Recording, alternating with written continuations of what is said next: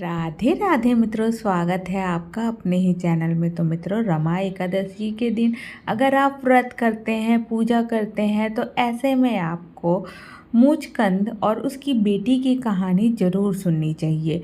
तो आज इस वीडियो में मैं आपको ये कथा बताने वाली हूँ, जिसके लिए आप अंत तक बने रहे। ये कथा सुनना बहुत शुभ माना जाता है रमा एकादशी के दिन। तो मित्रों, वर्ष 2024 में रमा एकादशी का व्रत 28 अक्टूबर को रखा जाएगा। इस दिन भगवान विष्णु की पूजा की जाती है और फिर उनकी कथा पढ़ी जाती है। रमा एकादशी का व्रत जो है बहुत पावन व्रत माना जाता है। तो चलिए कथा सुनते हैं। प्राचीन काल में मूचकंद नामक एक राजा सत्यवादी और भगवान विष्णु का परम भक्त था। सत्यवादी राजा मूचकंद की एक पुत्री थी जिसका नाम था चंद्रभागा। चंद्रभागा का विवाह अन्य नगरी के राजा के पुत्र शोभन से हुआ था। राजा मूचकंद हर साल एकादशी का व्रत रखते थे। राजा के अलावा उनके राज्य के सभी लोग भी ये व्रत पूरे श्रद्धा भाव से रखते थे। चंद्रभागा के पति शोभन का शरीर काफ़ी कमज़ोर था, लेकिन वो एकादशी व्रत में बहुत श्रद्धा रखता था। एक दिन शोभन ससुराल में था और एकादशी आ गई। मूचकंद राजा ने राज्य भर में ऐलान कर दिया कि आज प्रजा लोग जितने भी हैं सब उपवास करेंगे, और साथ ही कहा हाथी, घोड़ा, ऊंट को भी अन्न नहीं देना। राजकुमार शोभन यह सुनकर अपनी पत्नी के पास गए और कहा, मैंने उपवास किया तो निश्चय ही मेरी मृत्यु हो जाएगी। उसने कहा कि उपवास की शक्ति ना हो तो यहाँ से कहीं चले जाओ। पत्नी के कहने पर शोभन ने एकादशी का व्रत किया।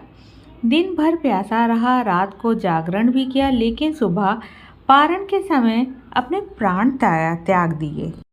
व्रत के प्रभाव से अगले जन्म में उसे हिमाचल पर्वत का रत्न जड़ित उत्तम नगर मिला। लेकिन राजा के मृत्यु के बाद चंद्रभागा अपने पिता के राजमहल में वापस आ जाती है और वहां आकर खुद रहने लगती है और पूजा पाठ में लीन हो जाती है।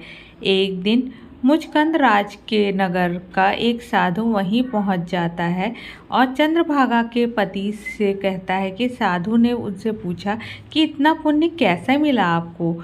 इस पर शोभन ने सभी कहानी बताई। शोभन ने साधु से कहा कि यह राज्य अभी अध्रुव है और इसे ध्रुव करने की शक्ति मेरी पत्नी में है।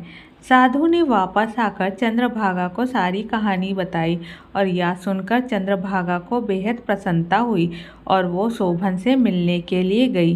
चंद्रभागा और शोभन मिलकर बहुत प्रसन्न हुए और दोनों साथ साथ खुशी खुशी फिर से रहने लगे।